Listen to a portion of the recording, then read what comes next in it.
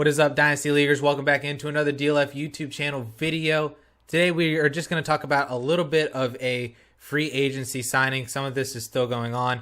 A little bit of more news coming in from the NFL to talk about for your running back positions, for your Dynasty League. Some of this stuff has bigger impacts than others, but there are two specific signings that we need to talk about in this video regarding former Steelers running back James Conner, now signing with the Arizona Cardinals, and then former Bengals running back Giovani Bernard signing with the Tampa Bay Buccaneers. So we're going to talk about both of those in this video right now.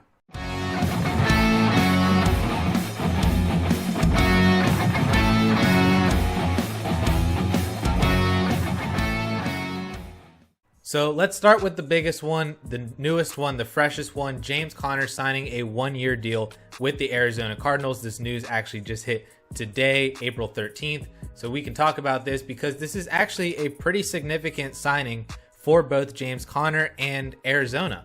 Arizona was a landing spot that many people figured a rookie running back would actually end up going to. A lot of people were really high on Chase Edmonds and his potential if they didn't really bring in any significant competition, because Edmonds has shown in the past that he can do well with workload whenever he gets it instead of, David Johnson a couple years ago, Kenyon Drake last year. Chase Edmonds is a really good fantasy handcuff to have on your rosters. So there was hype for him as a potential RB1, RB2 in fantasy.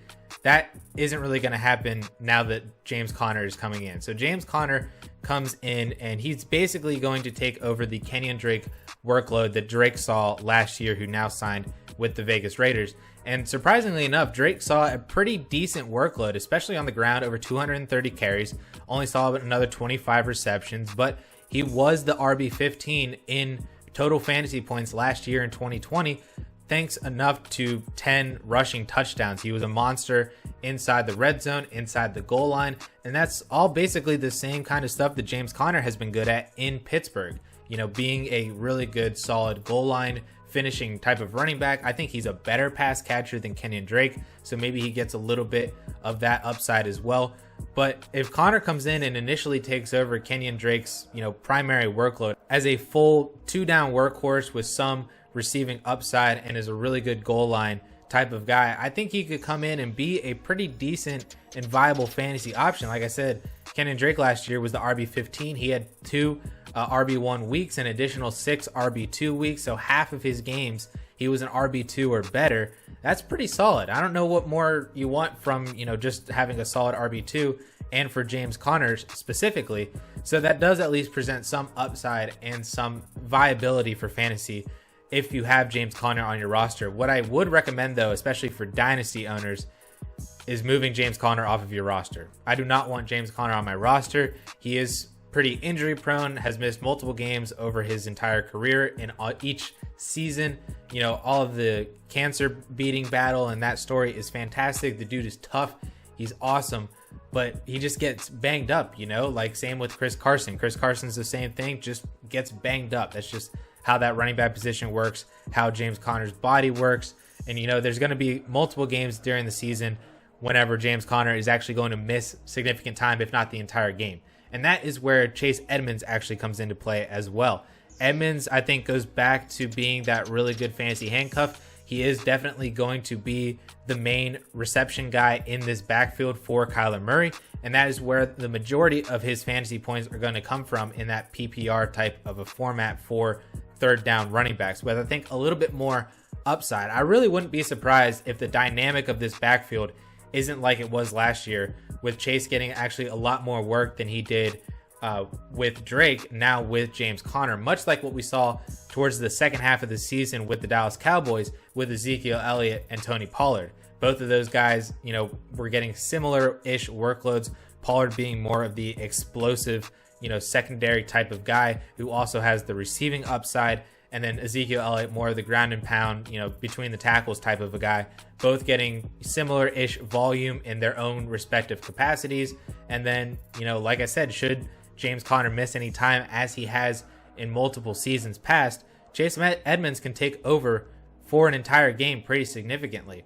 And I think what this also does too is mark the Arizona Cardinals off the list for a potential top rookie running back in this draft class. they don't really have significant draft capital. They have their first round pick and their second round pick, but then after that, they only have a couple picks for the remainder of day 2 into day 3. So it's really not going to be any significant competition that the Cardinals are going to bring in with James Conner and Chase Edmonds, especially if they pass on a running back with their first 2 picks, which I expect that they actually will, at least the first round. We'll see where we're at in the second round, but I don't really expect any of Najee Harris, Travis Etienne, or Javonte Williams to be there at their second round pick, or maybe in the mix right there with Javonte Williams potentially. But I don't really think that they're in the running now for a top rookie running back, which is really good for James Conner's, solidification of his role.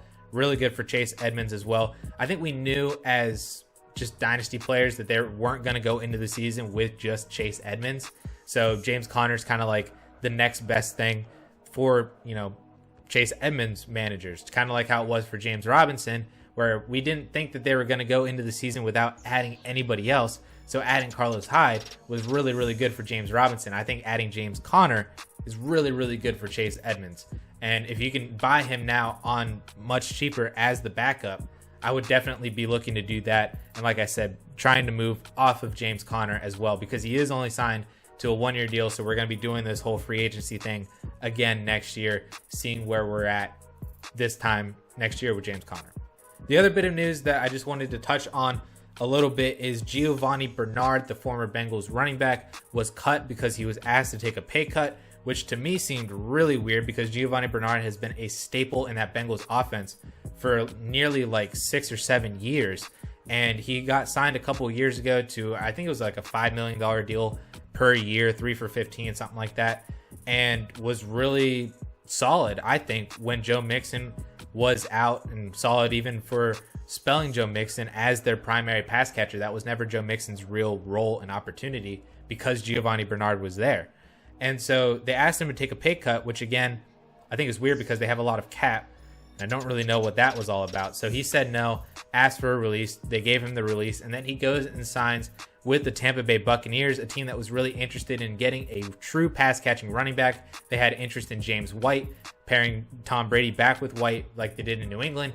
And so ultimately what I think this does is make me completely out on like every single Tampa Bay Buccaneers running back at this point. I don't want Gio. I don't want Leonard Fournette. I don't really want Ronald Jones, even though I think Ronald Jones could be more than what he is now. He just doesn't get that opportunity. I don't really want any of those three. If you can move off any of them, specifically Leonard Fournette, I think that would be a really strong move in Dynasty. If you can get even like a late second round pick or something like that, just hit the reset button on Leonard Fournette or maybe even Ronald Jones. I don't think you can get a second for Gio, but I don't really want any of these guys, and they're not going to do anything for fantasy football until at least one of them goes down to injury, like Fournette did last year. We had a couple weeks with Rojo doing really well, but now Giovani Bernard's there, taking away the floor and the ceiling plays and the receptions. It's going to be a complete mess. I don't want any of that. On the flip side, we can talk about Joe Mixon, who now is the primary 3-down back for Cincinnati, at least right now, because they don't have Giovani Bernard. And this could be an opportunity for Joe Mixon to really escalate in the receiving game like he hasn't ever shown in the NFL, even though we know he can do it. And he was actually really good doing it last year with a little bit of an uptick in targets and receptions with Joe Burrow. He's never really put that all together for a whole entire season. And so Joe Mixon becomes really, really interesting. And I think this is just going to be another year where we really drive home Joe Mixon as this leader of the next tier after the top guys and Derrick Henry and whatnot. He's just leading this tier of running backs ahead of all the other sophomores and the rookies from last year and this year. That I don't know if I'm really in on that. I've never really been a Joe Mixon guy. He's been a guy that is hyped up every single year, fails to meet expectations every single year. And I'm tired of it. Like, I'm just tired of talking about how much potential Joe Mixon has in Cincinnati if he could just get the receptions. And maybe that is, causing a little bit of bias on my part because I am fatigued about talking about Joe Mixon like every single freaking year, even though he's only been in the league since 2017. But like, man, I feel like we almost just need to cut bait and just realize what we have with Joe Mixon, and is a solid RB2 with RB1 upside, but he's like not RB6 or RB7 in my book. That's just kind of where I'm at. If you can sell him for those types of prices, I would absolutely do that. I even went on record last week in a live stream saying that I would rather have Austin Eckler. If you can move him for DeAndre Swift, Antonio Gibson, move up in tiers to get Cam Akers in Dynasty, I'd be much more, happy to do that than just having Joe Mixon and just waiting for him to not meet expectations. If you can find that one manager in your league who really, really believes in Joe Mixon and sell him off for a solid profit, I'm absolutely about doing that. Otherwise, you can definitely hold on to him, see what you got going into the year. He probably will put together some really strong games at the beginning of the season, but there's a lot of stuff I think that goes with Joe Mixon that a lot of people aren't really talking about, including Joe Burrow potentially not being there for the start of the year. If they don't draft a lineman at 5, their offensive line is terrible, and they decide to go with Jamar Chase, another player to draw away targets from Joe Mixon. There's all of that stuff. Also, I don't think they go into 2021 without adding another running back because they only really have like Rodney Anderson and Travion Williams behind him. And Samaje Perine, who I think could be really, really interesting. He had a couple of good showings at the end of last year. So if he's on your waiver wire, I would go and check out for Samaje Perine. But I don't know what they're doing with Joe Mixon. And I feel like they want to draft another running back to come in, maybe potentially, an Elijah Mitchell or a pass catching type of a running back to come in and be a new Giovani Bernard, just cheaper. That could be a possibility.